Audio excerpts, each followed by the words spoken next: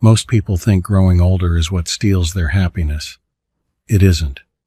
What slowly empties life of meaning is something far quieter.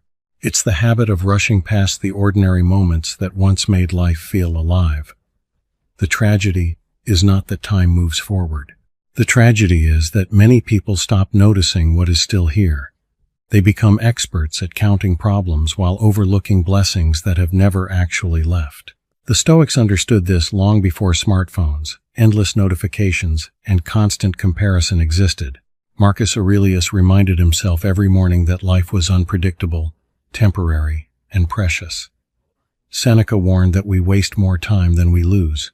Epictetus taught that peace does not depend on changing the world around us, but on changing the way we meet it.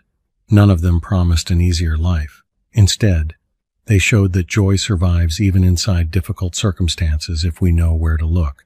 The remarkable thing is that these sources of joy are available every single day. They don't require more money, better health, younger bodies, or perfect relationships. They require attention. They require discipline. And perhaps most importantly, they require the courage to stop believing that happiness is always waiting somewhere in the future. If life has begun to feel repetitive, heavy, or strangely empty, it may not be because you're getting old. It may be because you've forgotten these 7 daily joys. Joy number 1, the joy of beginning the morning, without borrowing tomorrow's problems. Marcus Aurelius often reminded himself that every morning offered a fresh opportunity to practice wisdom instead of fear. Yet most people wake up and immediately hand over their peace. Before their feet touch the floor, they're already checking emails, reading headlines, worrying about bills, replaying arguments, or imagining problems that haven't happened. Without realizing it, they've surrendered the only moment they actually possess. Imagine 2 people waking up on the same Monday. One immediately opens social media, sees everyone else's accomplishments, reads frightening news, checks work messages, and starts the day already tense. The other sits quietly for 5 minutes. He takes one deep breath. He notices the sunlight through the window. He drinks his coffee without distraction. He reminds himself, "Today I only need to meet today's responsibilities." Both have the same life. Only one begins it with ownership. The Stoics believe that peace begins with governing your own mind before the world tries to govern it for you. That first hour quietly shapes every hour that follows. It is not about creating a perfect morning routine worthy of social media. It is about refusing to let anxiety become your alarm clock. Growing older often teaches us that mornings are gifts, not guarantees. The people who appreciate them don't necessarily have fewer problems. They simply refuse to carry tomorrow's burdens before breakfast. That small decision creates a surprising amount of freedom. Joy number 2, the joy of giving your full attention to ordinary moments. Seneca wrote that life feels short because we spend so little of it actually living. Modern life proves his point every day. We eat while scrolling. We drive while worrying. We listen while preparing our next response. We walk outside without ever noticing the sky. The mind is almost always somewhere other than where the body happens to be. Yet joy lives in attention. Think about sitting with a grandchild who wants to show you a drawing. Think about sharing dinner with someone you love. Think about hearing birds before traffic begins. None of these moments announce themselves as life-changing, but years later, they often become the memories we miss most. The Stoics never encouraged escaping reality. They encouraged entering it completely. Presence isn't passive. It is an act of discipline. The next time you drink your morning coffee, don't combine it with 5 other activities. Taste it. Feel the warmth in your hands. Watch the steam rise. You may think this sounds insignificant until you realize how rarely you experience even simple pleasures without interruption. People often chase extraordinary experiences because they've forgotten how extraordinary ordinary life already is when fully noticed. Age doesn't remove wonder. Distraction does. Joy number 3. The joy of letting go of what cannot be controlled. Epictetus built his entire philosophy around one simple distinction. Some things are within our control. Most things are not. Nearly every anxious person knows this intellectually. Very few live it. Consider how much energy disappears every day worrying about the opinions of strangers, the mistakes of adult children, political events, aging bodies, changing economies, or conversations that happened years ago. None of this worrying changes reality. It only steals today. The Stoic response isn't indifference. It is intelligent acceptance. If your health requires action, take action. If your finances require planning, make a plan.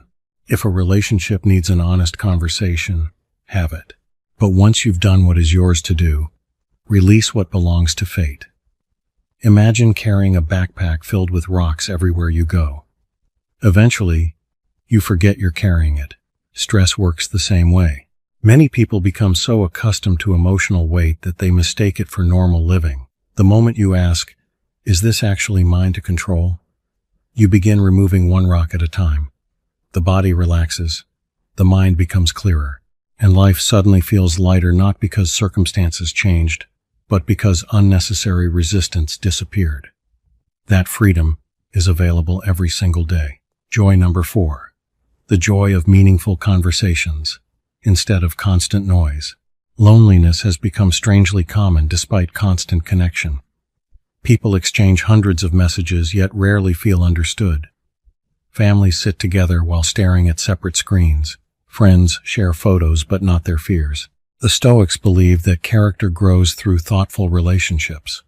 Marcus Aurelius repeatedly expressed gratitude for teachers, mentors, and companions who shaped his thinking. He understood that wisdom rarely develops in isolation. One sincere conversation can nourish the soul more deeply than hours of entertainment. Picture an older neighbor who has incredible stories but rarely gets asked about them. Picture calling your parents simply to listen instead of rushing through the conversation. Picture sitting beside your spouse without television filling every silence. These moments appear small. Their impact is enormous. Meaningful conversations remind us that life is shared, not performed. The older we become, the more we discover that people rarely remember expensive gifts.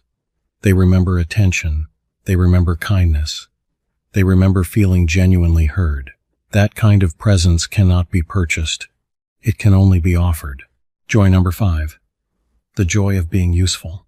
One of the greatest misconceptions about aging is that usefulness declines with youth. The Stoics would strongly disagree. Marcus Aurelius ruled an empire while constantly reminding himself that his purpose was to serve others through his actions. Purpose is not reserved for careers.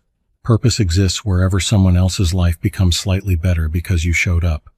Helping a neighbor carry groceries, teaching a younger coworker, reading to a grandchild, cooking dinner for someone recovering from illness, offering calm advice instead of criticism. These acts rarely receive applause, yet they quietly build a meaningful life. Modern culture often measures value through productivity, income, or public recognition. Stoicism measures value differently. It asks a much simpler question: who became stronger because you were here today? Ironically, people searching desperately for happiness often find it the moment they stop searching for themselves and begin serving someone else. Being needed gives structure to difficult days. Being generous protects us from becoming trapped inside our own worries. Even the smallest contribution reminds us that our existence still matters, perhaps now more than ever. Joy number 6. The joy of protecting your inner peace. Seneca warned that we suffer more in imagination than in reality.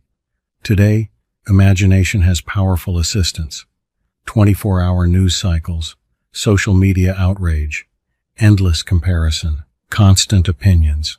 Many people unknowingly invite emotional chaos into their homes every hour of every day. Then they wonder why peace feels impossible. Stoicism encourages boundaries not because the world is evil, but because the mind deserves protection. You don't need to consume every argument. You don't need to answer every criticism. You don't need to participate in every conflict. Imagine someone who checks breaking news every 15 minutes. Their nervous system never truly rests. Compare that with someone who stays informed without becoming emotionally imprisoned by events beyond personal influence. Both know what's happening. Only one still knows how to breathe. Inner peace isn't ignorance. It's selective attention. Every day you decide what deserves access to your mind. Choose carefully. The quality of your attention becomes the quality of your life. Joy number 7. The joy of ending the day with gratitude instead of regret. Marcus Aurelius frequently examined his own conduct before resting, not to punish himself, to improve himself. Many people end their evenings replaying failures, missed opportunities, embarrassing conversations, or imagined disasters waiting for tomorrow. Their final thoughts become anxiety. The Stoics suggested something profoundly different. Ask yourself 3 simple questions. What did I do well today? Where can I improve tomorrow? What blessing did I almost overlook? Notice how none of these questions demand perfection. They invite awareness.